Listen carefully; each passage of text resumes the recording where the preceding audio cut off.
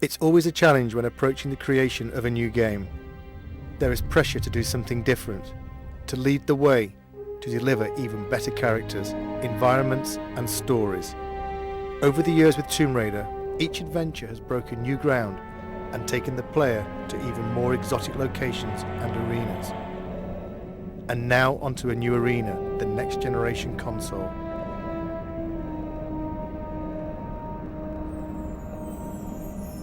Our vision is to take the player somewhere dark, a place they might not necessarily wish to go, but a place that they'll have to venture if they want to bring Lara back. This world is from the imagination, but based in reality. A dark world, a dangerous world, a world that reflects the change in Lara. It will be a new experience, one that will almost be shocking to people who have played Tomb Raider in the past. From the catacombs of the Louvre to the alleys of Prague, we searched for the seedier side of life.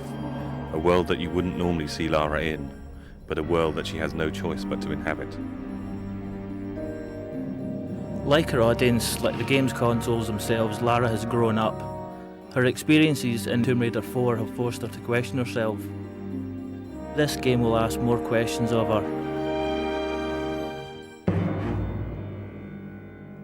It was a very conscious decision to leave out elements of Lara's story since Tomb Raider 4. Certain aspects of that story will return. It's just a matter of when and where.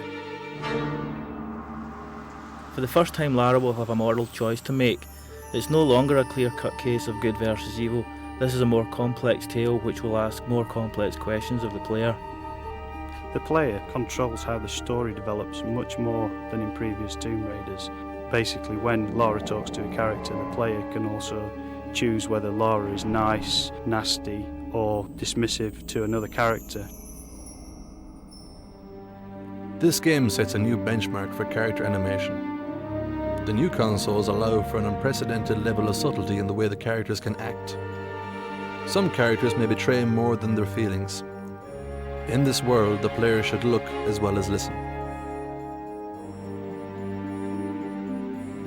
The advancements in game technology allow for much more complex movement from the characters.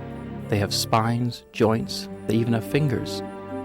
They move in different ways. We borrow these movements from real people.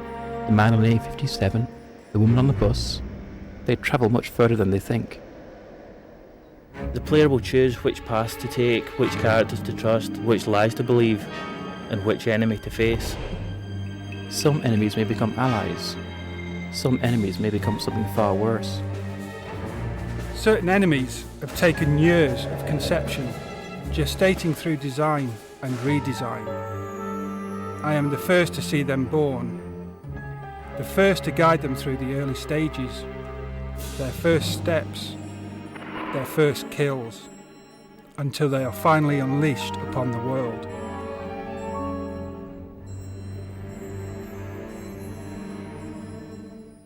When you walk into this world, you walk into a film with multiple paths and possibilities, but one story drawing you through. This world begins in an act of darkness. How this world ends is up to you. This is a world of shadows. There is a shadow on Lara. He watches, waits, he bides his time. His name is Curtis. He wants revenge. And Lara will help him extract that revenge.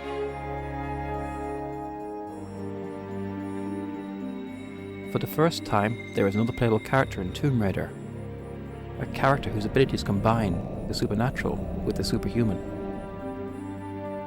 He has a different approach to Lara, less subtle perhaps, but still effective against certain opponents.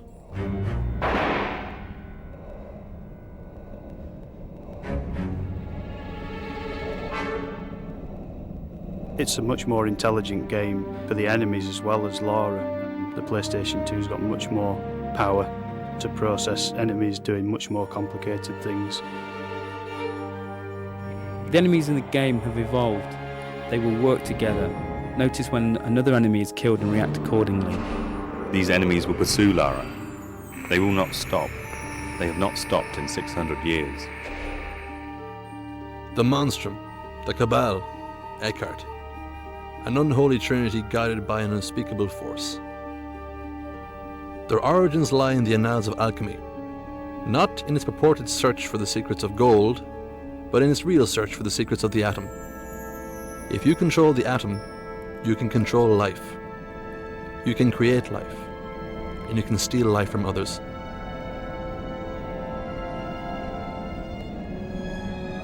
This story is very much on an epic scale, from 14th century alchemists to serial killers in modern day France.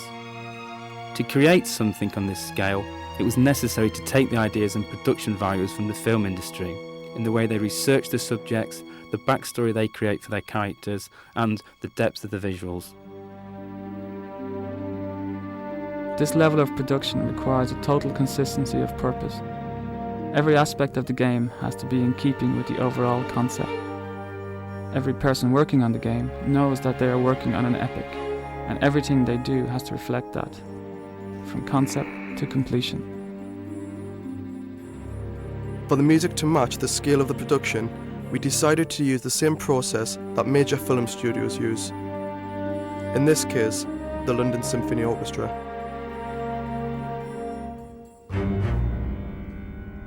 It's an overwhelming thought having your music played by 84 of the world's top musicians, but the effect of the music when playing Angel of Darkness will be well worth the shredding of our nerves.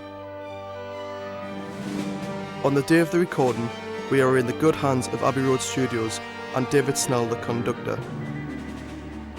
In a sense, he visualises the music and translates it to the ears. We wanted the music to be ever-present, draw you into the world without you noticing. Part of the style of this game is that all the elements work together, bide their time, wait for the moments when they are needed. At core, we had a very clear vision of where we wanted to go. We wanted to take the Lara we all knew and put it into a game, a situation that no one knows.